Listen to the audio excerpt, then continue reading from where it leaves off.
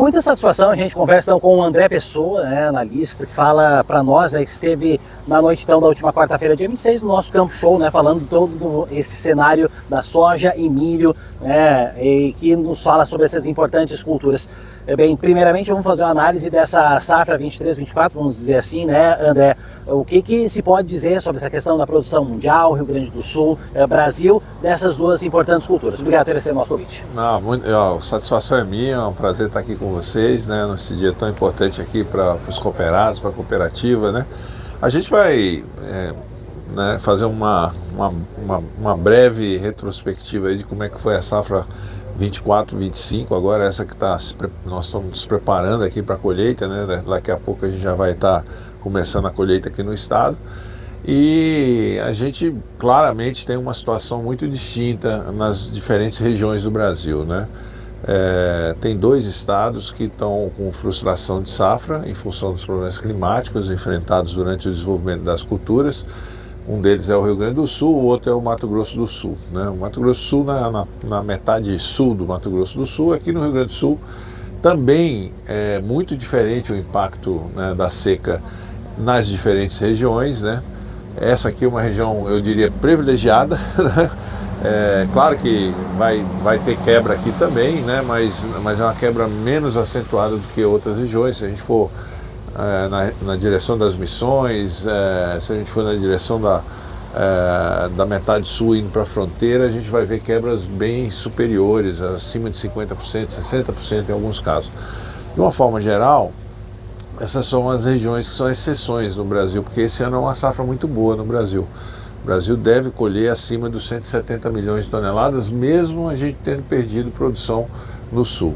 A expectativa que se tinha aqui no estado, quando começou a plantar essa safra, era que a gente pudesse aí com 6,7, 6,8, algumas estimativas 6,9 milhões de hectares plantados no estado. A gente trabalha com acima de 6,8 milhões de hectares por estado, lá na Agroconsult, era de uma safra que pudesse superar os 22 milhões de toneladas no Rio Grande do Sul. Hoje o número que a gente trabalha é um número de 16 milhões de toneladas. Isso representa uma produtividade média no estado de 39 sacos. Nessa região aqui a gente acredita que ainda é possível superar os 50 sacos de média.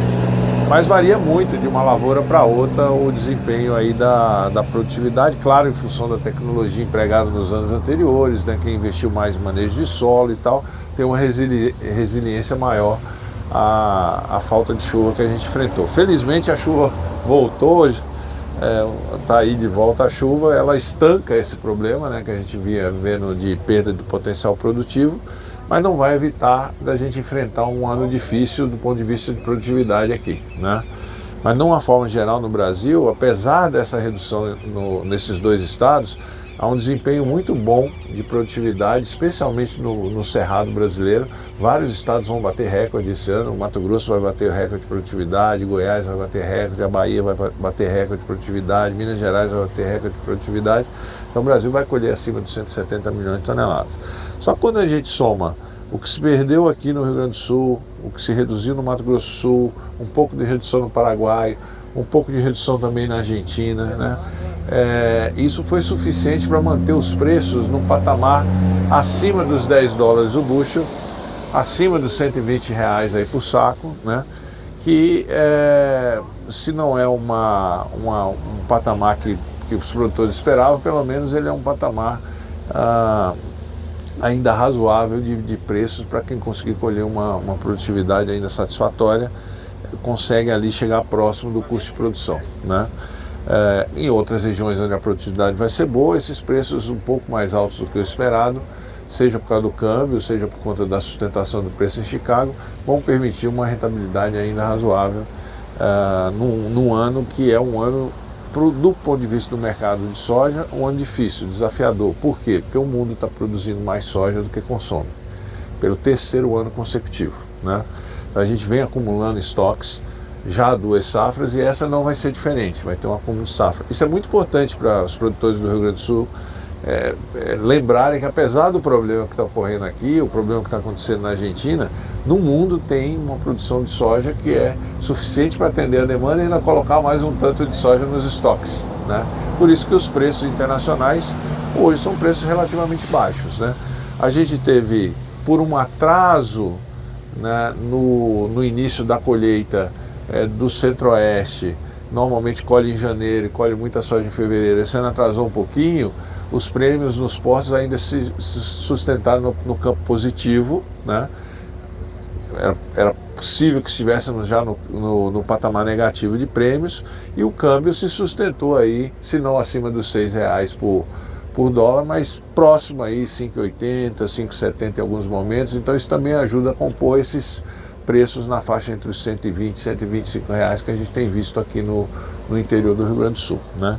Então é uma situação que, se fosse só esse ano o problema, a gente passaria por ele, né, sem maiores dificuldades, exceção a essas regiões em que a produtividade é muito ruim.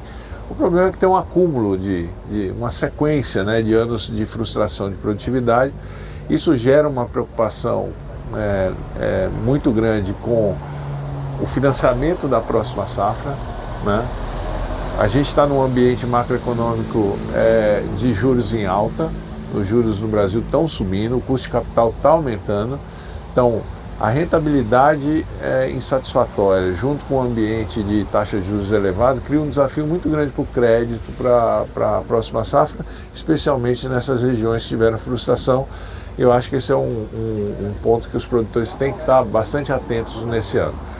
A expectativa para a próxima safra é de manutenção desses patamares de preços atuais.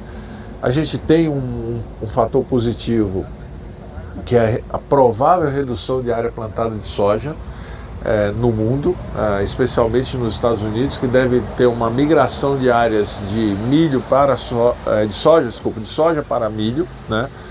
Algo entre 1,5 milhão e 2 milhões de hectares devem deixar a lavoura de soja para a lavoura de milho, que ajuda a não continuar crescendo tão aceleradamente a oferta de soja no mundo e dá tempo da demanda, né, chegar próximo do que tem sido ofertado. Então, pelo menos a perspectiva de que os preços não vão seguir caindo no mercado internacional. Aqui no Brasil depende muito do que vai acontecer com o câmbio, né? Mas é um cenário assim de soja que tem pelo menos uma estabilidade pela frente. Claro que tem toda a questão climática ainda da safra americana nos próximos meses para ser desenvolvida, mas eu acho que é importante os produtores terem também uma perspectiva de que não existe nenhum motivo assim, firme para acreditar numa alta dos preços, né? E é sempre bom lembrar que o custo do dinheiro é muito relevante, porque se você não vender a sua soja hoje, ela tem que se valorizar pelo menos aquilo que seria o rendimento desse dinheiro no banco, né?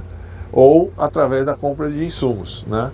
Então a soja tem que subir pelo menos 10% para compensar o juro daqui até o segundo semestre, né? Então não tem uma razão no mercado internacional tão forte para a gente acreditar nesse momento numa subida dessa magnitude, a não ser que tenha algum problema climático nos Estados Unidos. Então esse é um ponto para reflexão da comercialização dos produtores, né? A outra lavoura que a gente vai falar hoje sobre o mercado é a lavoura de milho, né? O Rio Grande do Sul teve uma redução muito grande de área plantada. Na nossa avaliação lá na AgroConsult caiu 26% da área plantada de milho no Rio Grande do Sul, né? Apesar dessa redução, a safra é boa, né? Tem uma safra com produtividades boas na maior parte das regiões, ou porque plantam com irrigação, ou porque plantaram milho no cedo e o clima favoreceu uma produtividade ainda razoável, mas não é suficiente para atender o estado. Então é claramente uma situação em que o mercado de milho aqui vai estar com liquidez e vai estar sustentado com bons preços. A gente vê um ano com uma perspectiva de preços bem melhores do que do ano passado, por exemplo, né? Especialmente no primeiro semestre. Os preços subiram no final do ano passado, mas esse ano eles já partem num outro patamar e tem uma perspectiva positiva de mercado, tanto o mercado internacional, com essa redução de área plantada, que deve ocorrer nos Estados Unidos, mas tem um mercado muito mais equilibrado do que o mercado de soja.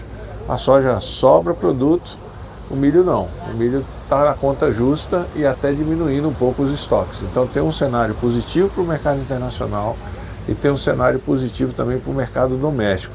Claro que a gente tem a safrinha do Centro-Oeste, né, que é muito grande, de cada 5 sacos de milho produzidos no Brasil, hoje 4 são produzidos na safrinha, né, mas foi plantado com atraso, né. A soja foi plantada com atraso, a colheita da soja atrasou também por excesso de chuva e o milho está sendo plantado, uma parte do milho fora do calendário ideal. Então vai depender muito das chuvas de abril, algumas chuvas em maio, né, para produzir bem. Então esse ambiente também de insegurança em relação à questão climática ajuda a compor preços, né? Então o milho tem uma perspectiva positiva ao longo do ano em termos de preços, talvez até mais animadora do que no caso da soja. Já dá para olhar para 2025, 2026 com um retorno de algumas áreas que foram perdidas no estado para a soja. Nós temos uma expectativa que a área plantada de milho verão aqui no sul, especialmente no Rio Grande do Sul, vai ter um crescimento robusto na próxima safra, recuperando um pouco das áreas que foram perdidas para a soja nos últimos anos, né? Na soja, a nossa expectativa para o estado é de uma redução de área. Tá? Algumas áreas dessas regiões mais afetadas que tinham vindo da pecuária vão voltar para a pecuária, algumas áreas que tinham vindo do arroz vão voltar para o arroz, né? E de uma forma geral a questão de crédito também vai impedir um avanço contínuo de área como a gente tem visto nos últimos anos, né? Então é possível que o Rio Grande do Sul na próxima safra não repita a área plantada de soja desse ano, uma parte da área vai ser perdida para o milho, né? Transferida de volta para o milho e o crédito pode restringir um pouco esse crescimento, né? Agora, uma coisa que deve permanecer, eu acho que na perspectiva dos produtores, é que não dá para abrir mão da tecnologia, porque o único caminho para enfrentar esse momento de preços baixos no mercado, tanto de soja quanto do milho, é colher bem.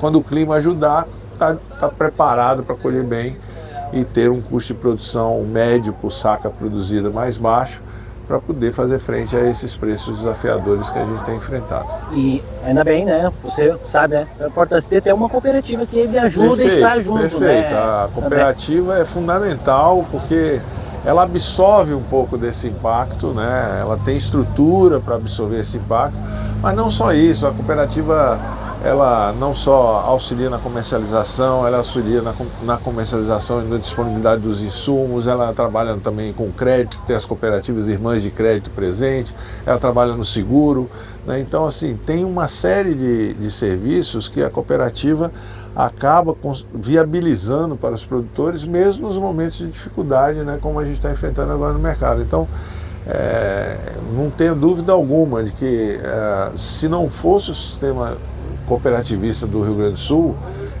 esses anos difíceis em sequência já teriam liquidado muita gente, né? Então a resiliência do sistema produtivo do Rio Grande do Sul tem um nome, cooperativa, né? É isso que faz com que a gente possa esperar com alguma esperança a mudança do quadro climático. O próximo ano é um ano de neutralidade climática, o que em geral significa boas colheitas aqui no sul, né? E as perspectivas também do mercado, assim, pelo menos piorar a gente não está vendo, né? No caso da soja, com uma possibilidade de a gente ter uma pequena melhora já a partir do primeiro semestre no caso do milho, né? Então acho que tem uma palavra também de reconhecer as dificuldades que a gente está enfrentando, mas olhar um pouquinho para frente e ver que a gente tem uma possibilidade de seguir já em 2026 para uma retomada, né, dos bons momentos de desempenho aqui da agricultura dessa região, obviamente passando pelo apoio que as cooperativas são capazes de prover, e a Cotriel é um dos exemplos que a gente tem no estado, né, de todos esses serviços, especialmente um foco muito firme na questão de transferência de tecnologia para os seus cooperados. Né? André, quero te agradecer, né? E é muito bom, você sempre está aqui no Rio Grande do Sul, e o Rio Grande do Sul é um estado que tem muita resiliência e está provando que mais uma vez está vindo aí de um ano, né, que é desafiadora, a palavra que a gente vai usar, o nosso presidente fala muito, né? A gente tem que ser vendedor de esperança, né? E a dificuldade tem para nos fortalecer, e você vê que o Rio Grande do Sul é assim, né? E veja bem, o resultado dessa safra nesta região aqui é fruto do trabalho e da resiliência e da insistência na questão de tecnologia dos anos anteriores. Porque essa mesma condição climática que nós tivemos esse ano, há 5, 6, 8 anos atrás, teria tido um resultado muito frustrante, né? E o resultado é um resultado ainda satisfatório diante do que o clima nos ofereceu, né? Muito bem, quero agradecer então André Pessoa da AgroConsult, falando então da sua palestra do Campo Show Cotrial no último dia 26 de fevereiro.